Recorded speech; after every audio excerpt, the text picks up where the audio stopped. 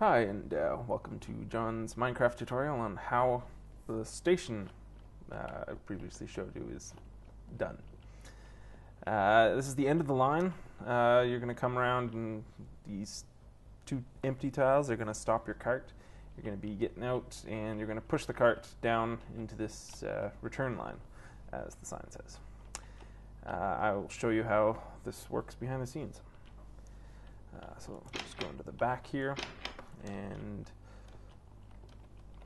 that hole will lead down here where it will get pulled away by one of the booster carts, and come and pick one of these three tracks based on whether there's another cart in waiting up ahead. There are three landing spots here, here, and here for a cart.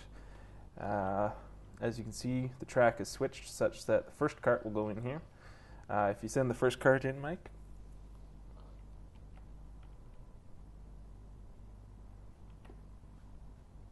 Goes and sits on the button back there, as well as switches this track such that the next cart that comes in goes along this section of track and gets switched and goes up the second, like so. At the same time, these carts are also switching this section of track to indicate that my booster cart over there should pick this track because there is a cart here. It's not switched here because there's no third cart yet. Right, Mike? And here it comes. Now the track is switched to indicate that there's the third cart here. So now that we've got all the carts in here, when Mike steps on the button out front to request a cart, it's going to call my perpetual motion machine out, run along this track, and pick this cart here.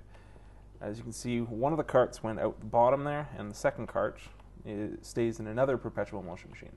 The cart that went out the bottom went out to the user and is waiting for Mike to hop in. He's still standing on the button, as you notice, and that's keeping this perpetual motion machine moving. If he steps off of the button, this track will get switched, and the cart will go out and boost the cart that he hopefully just hopped into. And away he goes. The cart that was in the perpetual motion machine over there has just returned to the perpetual motion machine system over here. As you can see, if you request a second cart, the perpetual motion machine will go out and pick the second cart available in the system. The same will happen with the third. And this last one over there is for error correction. All it is a booster cart, and it is there to provide the perpetual motion machine cart enough momentum to get to the second perpetual motion machine. Without this, the booster cart will stop partway through. So I'm right below the button to request a cart. This button goes in two directions. One, it goes underneath, and I'll follow that in a second. And the second is it goes to the second perpetual motion machine. And when you step off of the button, it will pull the cart out of the second perpetual motion machine. Can't go up, but the primary path of this goes all the way across the map for one. I'll get to these in a second. All the way across and calls the first perpetual motion machine out using that redstone torch. So as well as calling the perpetual motion machine out, if someone is standing on the button, it will switch the outgoing tracks, which I am right below now.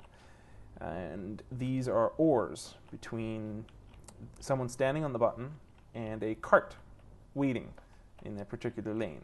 I'll go up and take a look at this. That switches these sections of track for the outgoing cart. The outgoing cart goes out here. As you can see, I've got two waiting carts, and when somebody steps on the request switch, it should switch all of the tracks here to let a cart out. So when he steps on the switch, both of these switch outwards, and the cart should come down here and be allowed out.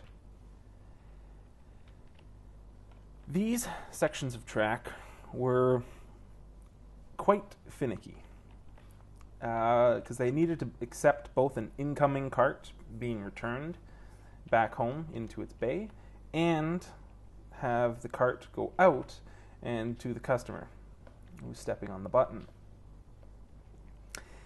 In order to do that, I needed to use logic that was if somebody is standing on the requesting button or there is not a cart. So this is done by using a not gate with the minecart, which is done using this redstone, and done with this, which is the button redstone. So if somebody stands on the button, or if there's no cart, then the track will be switched to let carts out. And as the cart goes in, when it steps on that switch, it switches the track here so that the next cart that comes in goes up the next bay. Now for the blinking display. This blinker will tell you that there are carts in waiting and that the perpetual motion machine is still moving. So here I am on the inside of that blinking light right now. See the perpetual motion machine off in the distance, and you can see the redstone going up to the back of the wall where the light is. There's a pair of repeaters here because I have to make this travel quite a long way. So another repeater here, and it goes into an AND gate. So it is required that both a cart is there and the perpetual motion machine is moving, which also happens to cause the blinking, which is nice. The perpetual motion machine steps on and off a button that causes this to blink. Quite straightforward. And each of the carts is also sitting on top of a button that goes through an OR gate here. And so if any of the three carts are here, it will cause power to come out here and satisfy the AND gate that will go and light up the front. I'll show you how removing one of these carts will remove the beautiful power that powers the OR. If I were to remove all three, then the OR gate is no longer satisfied and comes out, and the AND gate is no longer satisfied. As you can see, the cart is still moving, but the output is staying off, which means that the signal will not light up. So as you can see on the front, the redstone torch is no longer blinking, which means that the system is broken. Probably just means you need to feed more carts into it. So I'll just go and feed a cart. That cart will go around, and once it lands on the button, there we are. It lights up and starts blinking again. Alright, I hope you enjoyed watching my video and learned how to make your own stackless minecart station. I will be happy to reply to any questions or comments that you post on YouTube. Also be sure to check out my other videos. I've got a few involving minecarts. And have fun.